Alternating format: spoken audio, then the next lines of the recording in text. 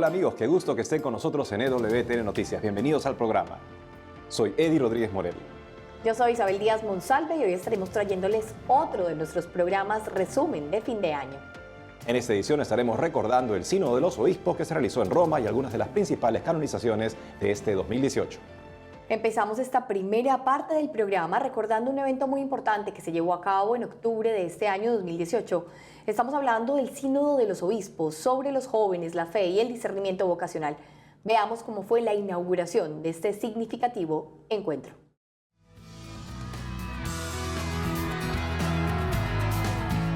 En una plaza de San Pedro llena de fieles frente a la Basílica Vaticana, el Papa Francisco presidió la misa de apertura del Sínodo de los Obispos sobre la juventud, la fe y el discernimiento vocacional. En su homilía, el Santo Padre animó a los padres sinodales en los trabajos que realizarán durante este tiempo y les aseguró que la Iglesia los mira con confianza y amor. Asimismo, el pontífice invocó al Espíritu Santo para que derrame su gracia sobre los obispos y los unja con el don de los sueños y de la esperanza, para que así, a su vez, ellos puedan ungir a los jóvenes con el don de la profecía y la visión. El Papa Francisco también pidió a los padres sinodales permanecer durante todo el sínodo en escucha, los unos de los otros, para discernir juntos lo que el Señor le está pidiendo a su Iglesia. Y esto, aseguró el pontífice, les exige estar alertas y velar para que no domine la lógica de autopreservación y autorreferencialidad que termina convirtiendo en importante lo superfluo y haciendo superfluo lo importante.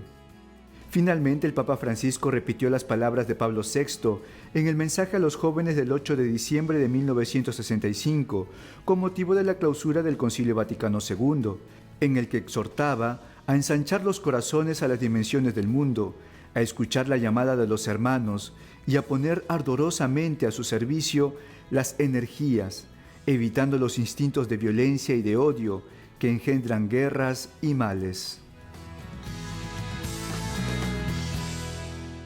Una parte de los trabajos sinodales fue recuperar la credibilidad de la jerarquía eclesiástica ante los jóvenes a raíz de los escándalos de abusos sexuales cometidos por miembros del clero que estallaron este año. Uno de los temas tratados durante las sesiones de trabajo de los círculos menores del Sínodo de los Obispos ha sido el de la credibilidad de la jerarquía eclesiástica ante los jóvenes, debido a las turbulencias internas de la curia o los escándalos de abusos sexuales que atraviesa la Iglesia en la actualidad. En una conferencia de prensa realizada en el Vaticano, el cardenal Gerald Cyprien Lacroix, arzobispo de Quebec, padre sinodal y miembro de la Comisión para la redacción del documento final del sínodo, reconoció que en los círculos menores se ha mencionado el asunto de las turbulencias dentro de la curia romana. En este sentido, el purpurado señaló que la función de los pastores de la Iglesia y de los laicos es dar testimonio de la fe. Por otro lado, se refirió al tema de los abusos sexuales y explicó que en sus grupos de debate propusieron dar una formación mejor a los religiosos, los movimientos y las asociaciones sobre la sexualidad. Asimismo, agregó que hay que afrontar los problemas cara a cara con los jóvenes para ganar nuevamente su estima y confianza. Además de los temas expuestos, tuvieron especial presencia otros asuntos de la Iglesia, como del papel de la mujer, la involucración de los jóvenes en la toma de decisiones y el interés por la liturgia.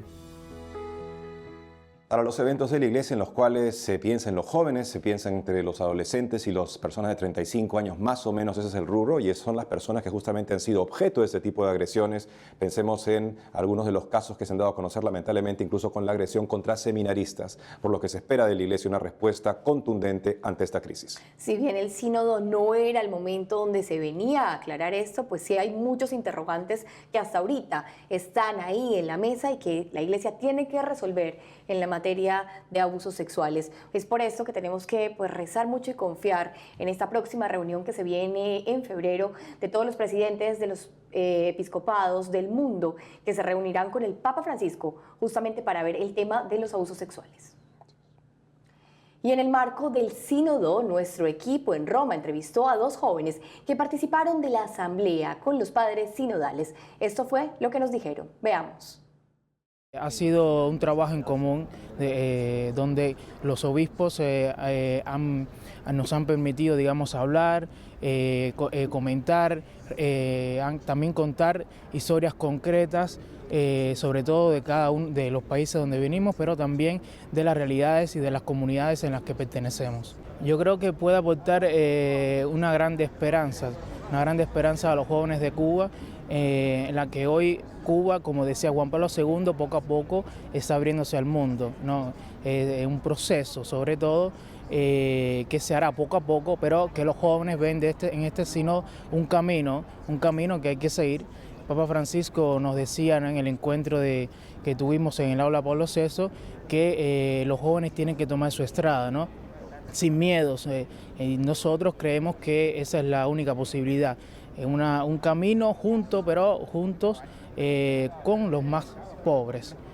Bueno, ha sido una gran experiencia, es una gran oportunidad que los jóvenes podamos participar, que podamos tener voz, no tenemos votos, pero tenemos voz, que podamos intervenir con los obispos y darles esta experiencia de una iglesia joven, de una iglesia que quiere ciertos cambios, que quiere más participación.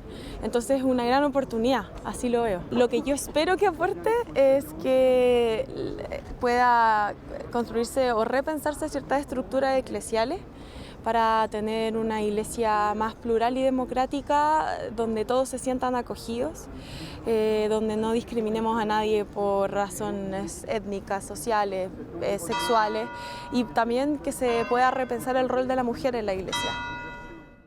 Por otro lado, durante los encuentros sinodales también se discutió cómo la Iglesia puede tener presencia en las redes sociales y así llegar a las nuevas generaciones llamadas nativas digitales. Durante las recientes congregaciones generales del Sínodo de los Obispos sobre los jóvenes, los padres sinodales le dieron una especial importancia a la pastoral digital.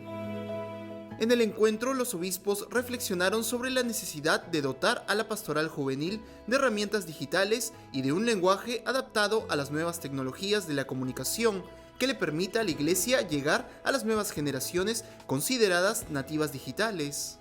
En ese sentido, se planteó de qué forma la Iglesia puede estar presente en el mundo digital para acompañar y ser misionera con los jóvenes de manera prudente y responsable, evitando así que prospere el fundamentalismo en las redes. Por otro lado, entre los temas tratados, volvió a surgir la problemática de la migración juvenil, en donde los padres sinodales discutieron cómo acompañar y ayudar a estos migrantes para que no pierdan las esperanzas.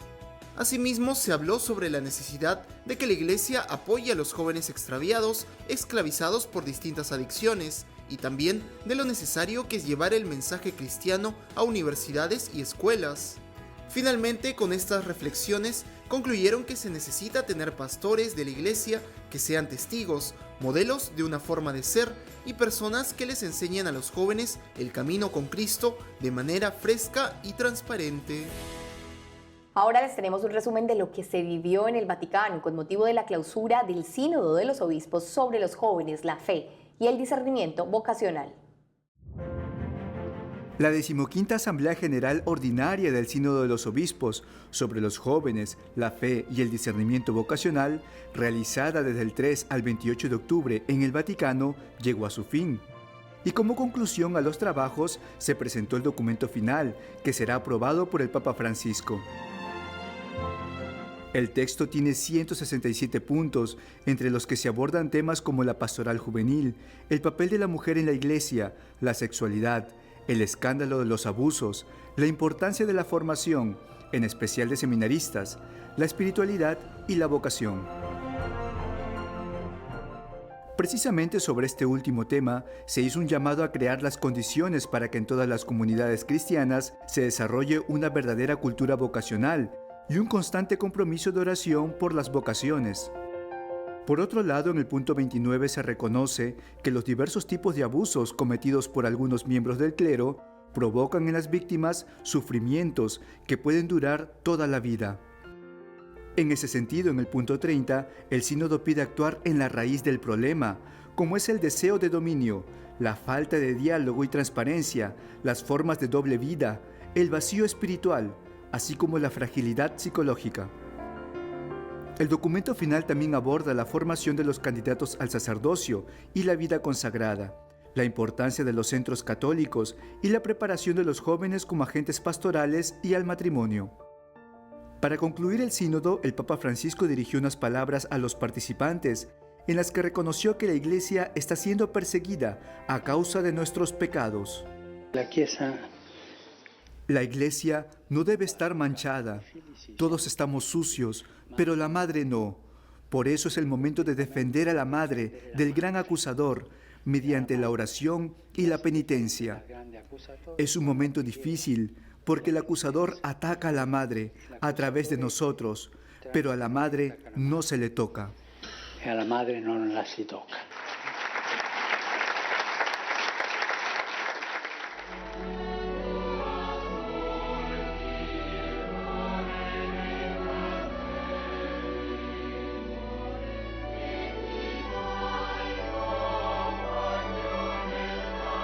Al día siguiente, el Santo Padre presidió la misa de clausura de la 15ª Asamblea General Ordinaria del Sínodo de los Obispos en la Basílica de San Pedro.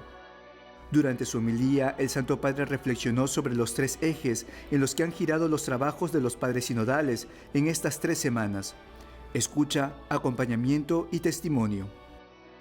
Al finalizar la misa de clausura, los padres sinodales dirigieron una carta a los jóvenes de todo el mundo, en la que les pidieron una confianza renovada en la Iglesia.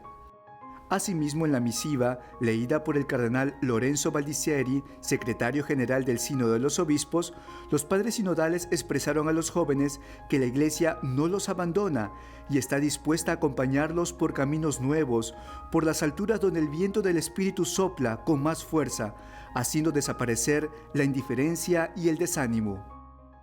Vogliamo essere collaboratori della vostra gioia. Queremos ayudarlos en sus alegrías para que sus esperanzas se transformen en ideales. Estamos seguros de que están dispuestos a entregarse con sus ganas de vivir para que sus sueños se hagan realidad en la historia humana. Nella vostra esistenza e nella storia umana.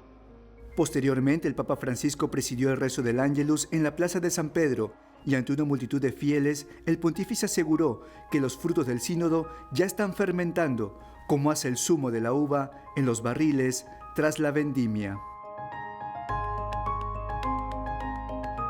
Un gran acontecimiento definitivamente para la Iglesia y para los jóvenes. Ha sido un momento en el que la Iglesia ha podido escuchar a los jóvenes, ver las necesidades que ellos tienen. Ellos han podido participar pues de muchas de las reuniones, estar ahí mostrando sus necesidades, mostrando sus opiniones. Pero una cosa, Eddie, que es lo más rescatable y que podemos siempre decir es que importante es ver esa necesidad de Dios que tienen ellos, esa hambre de Dios. Las circunstancias de los jóvenes son muy importantes para ahí llevar a Jesús. Y Jesucristo, que es el mismo ayer, hoy y siempre, y que nos reta con la doctrina y la verdad de la Iglesia, a la que ella ha sido fiel justamente, por la que ha dado el testimonio del martirio en tantas ocasiones. Los jóvenes quieren ser testigos del Señor Jesús, pero para eso necesitan que la Iglesia los apoye con verdad de fe y de moral.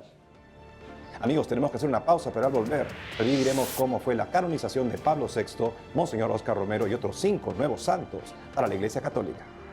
Conoceremos cuál fue el camino a la santidad de Nazaria Ignacia March Mesa, la primera santa boliviana. Ya volvemos con más información en EWTN Noticias.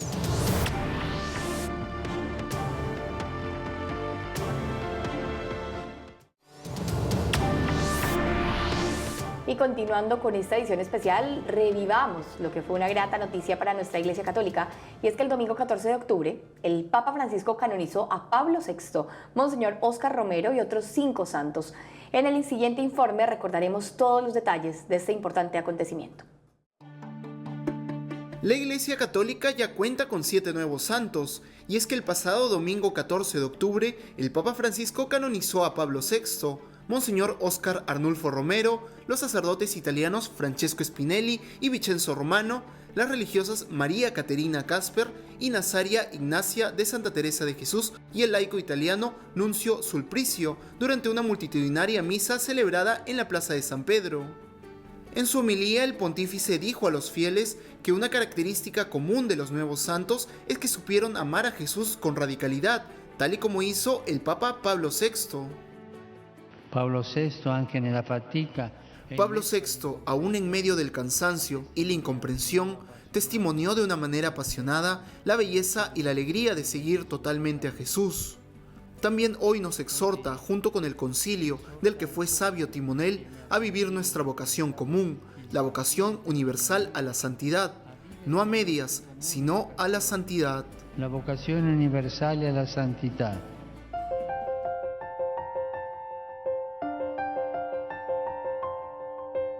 Por ese motivo, Francisco recordó que a Jesús, quien nos ofrece la vida eterna, no podemos darle un poco de tiempo sobrante, ya que Él lo da todo y no se conforma con un porcentaje de amor. O todo o nada, reafirmó el Santo Padre. Por otro lado, destacó también el ejemplo de vida de Monseñor Óscar Romero, quien fue asesinado por un francotirador mientras celebraba una misa en El Salvador. Es maravilloso que junto con él y los otros nuevos santos de hoy esté Monseñor Romero, quien dejó la seguridad del mundo, incluso su propia seguridad, para vivir su vida según el Evangelio, cerca de los pobres y para su pueblo, con un corazón atraído por Jesús y sus hermanos. En la Eucaristía estuvieron presentes los fragmentos óseos de Monseñor Romero, Francesco Spinelli, Vicenzo Romano, Nuncio Sulpricio y María Caterina Casper, así como un mechón de cabello de Nazaria Ignacia March Mesa. Pues recuerdo que este ha sido un momento muy importante para la Iglesia en este 2018 y qué bonito fue ver a tantos peregrinos, tantas personas en el Vaticano que iban para rezarle a su santo, para estar ahí, para llenarse de ese ambiente de la Iglesia Universal en el que pues vemos estos modelos que son para nosotros un modelo de vida que decimos, bueno, así nosotros también queremos ser esas personas buenas que dejan huella a través de sus virtudes heroicas y que así, pues nosotros también ya sabemos cuál es el camino para llegar al cielo.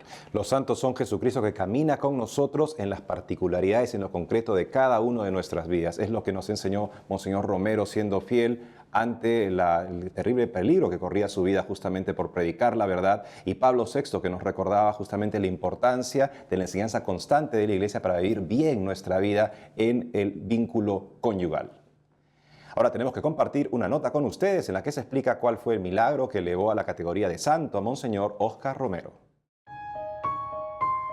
El milagro ocurrido en esta mujer llevará a los altares a Monseñor Óscar Romero, y es que Cecilia Maribel Flores de Rivas estaba embarazada cuando fue internada en el hospital por una serie de dolores y una inflamación en su abdomen provocados por el síndrome de HELLP, enfermedad que la llevó a entrar en coma y estar a un paso de la muerte. Este padecimiento se presenta en 1 o 2 de cada 1000 mujeres gestantes. Ante esto, su esposo, Alejandro Rivas, decidió rezar y pedir al Beato interceder por la vida de Cecilia. Monseñor Romero, por favor le pido que me escuche. Y le hago esta oración por el gran amor que usted le tuvo al Salvador, por el gran amor que le tenía a la familia, por el gran amor que le tenía a las mujeres embarazadas, por el amor que le tuvo la vida, que hasta entregó la suya por defenderla. Le suplico que le pida a Dios que por misericordia, que mi mujer no muera esta noche, por lo menos esta noche que mi mujer no muera. Luego de varios días de oraciones con la imagen de Monseñor Romero, Cecilia salió del coma, se repuso rápidamente y fue dada de alta. Su bebé nació sin problema alguno. Este caso fue estudiado en el Vaticano por la Congregación para las Causas de los Santos y aprobado a principios de este año por el Papa Francisco. Ahora esta madre de 36 años viajará a Roma para dar testimonio de lo ocurrido por intercesión del fallecido beato salvadoreño. Una persona que luchó por El Salvador y sigue luchando y sigue intercediendo por El Salvador. Valiente, un hombre que defendía la vida, defendía la familia, defendía al más necesitado. Eso es lo que él significa para mí. Y ahora él se convierte en alguien, parte de mi familia. Monseñor Óscar Romero, ya conocido por muchos como Santo Romero de las Américas, era querido entre la clase trabajadora y los pobres del país, por defenderlos contra la represión del ejército. Sin embargo, fue detestado por el gobierno dictatorial que se enfrentaba a una guerra civil durante la década de los 80. La víspera de su asesinato, Monseñor Romero envió un mensaje directo al ejército del país durante su homilía dominical, implorando en nombre de Dios y de la gente que sufría que cese la represión. Y Y precisamente la canonización de Monseñor Óscar Arnulfo Romero trajo una inmensa alegría para el pueblo salvadoreño. Veamos cómo reaccionaron. Con motivo de la canonización de Monseñor Óscar Romero, miles de fieles asistieron a ver la ceremonia en las afueras de la Catedral de San Salvador. Algunos no pudieron contener la emoción y expresaron lo que significa para ellos la llegada de este primer santo salvadoreño. Pues para mí es una alegría y siempre que visito la cripta yo siento que él vive, porque él para mí no ha muerto. Entre lágrimas, globos y fuegos artificiales, los fieles de San Salvador celebraron que Monseñor Romero haya sido elevado a la categoría de santo. Una gran alegría, se me salieron las lágrimas incluso, y eso que mi edad no es tan mayor, ¿verdad? Pero sí sentimos, bueno, por la crianza que he tenido, siempre hemos seguido como los pasos de Monseñor, así que ha sido una gran alegría. Cada año, las Naciones Unidas conmemoran el aniversario de la muerte de Monseñor Óscar Romero, considerado un mártir de la Iglesia, que fue asesinado por odio a la fe y por predicar el Evangelio.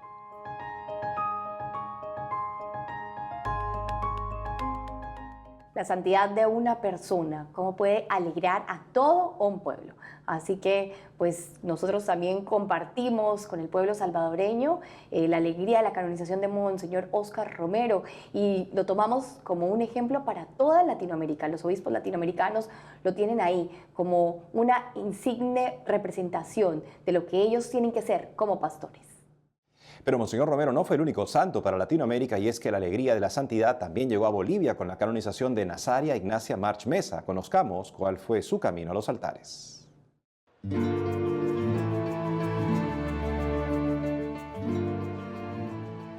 Nazaria Ignacia nació en Madrid, España, el 10 de enero de 1889. A la edad de 19 años, se reunió a la congregación de las Hermanitas de los Ancianos Desamparados en México, donde se mudó con su familia por razones económicas.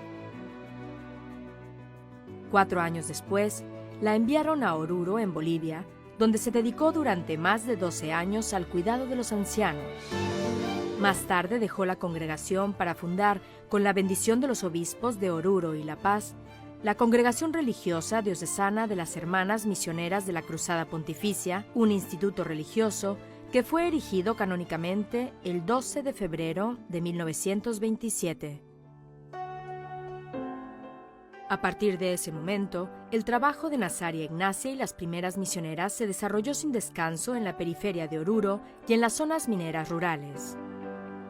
Una de las tareas de las religiosas fue organizar en 1933 a las mujeres de los mercados y a las tiendas locales para formar el primer sindicato de trabajadoras femeninas en Bolivia. Uno de sus deseos fue elevar la dignidad de esta gente, enseñándoles a trabajar, haciéndoles sentir que en las manos de todos y de cada individuo se encuentra la participación en la belleza, la armonía, la dulzura y la felicidad de conocerse a uno mismo para ser hijo e hija de Dios. Pero Bolivia no fue el único país donde sirvió. Nazaria también trabajó en misiones en Uruguay, España y Argentina, donde el 6 de julio de 1943 se marchó a la casa del Padre.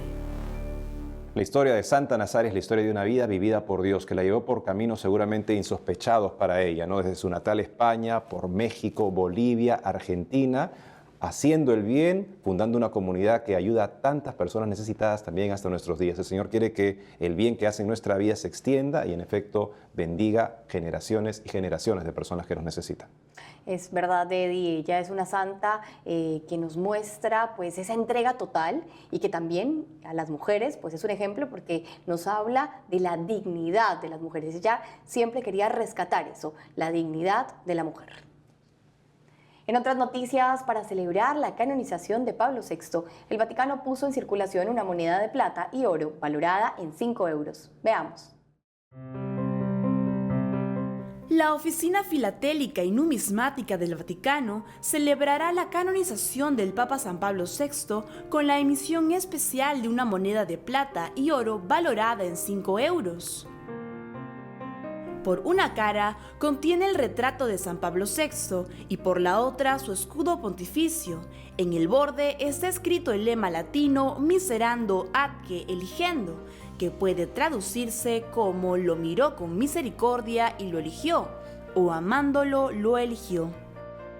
Según informó la sala de prensa de la Santa Sede, la moneda tiene un diámetro de 32 milímetros y un peso de 18 gramos. Por otro lado, el Vaticano señaló que la emisión tendrá una tirada inicial de 1.500 ejemplares que se podrán adquirir por un precio de 75 € la unidad.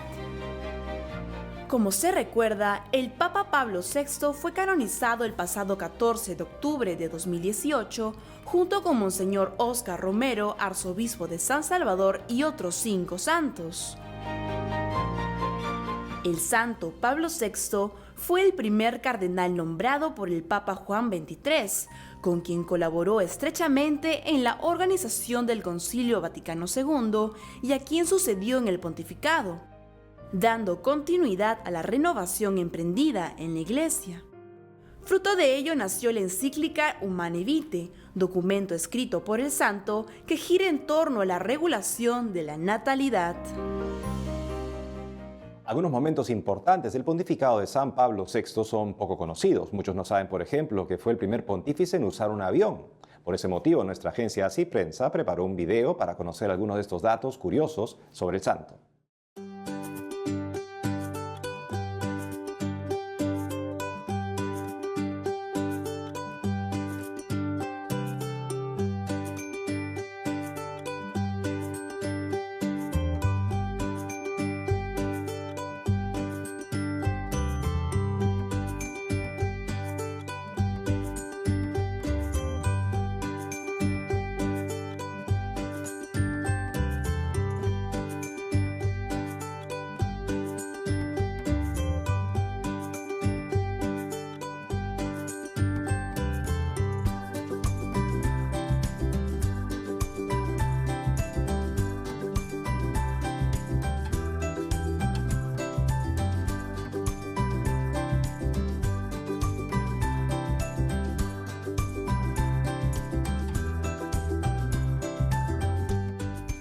Y es todo por hoy, amigos. Gracias por haber estado con EWTN Noticias.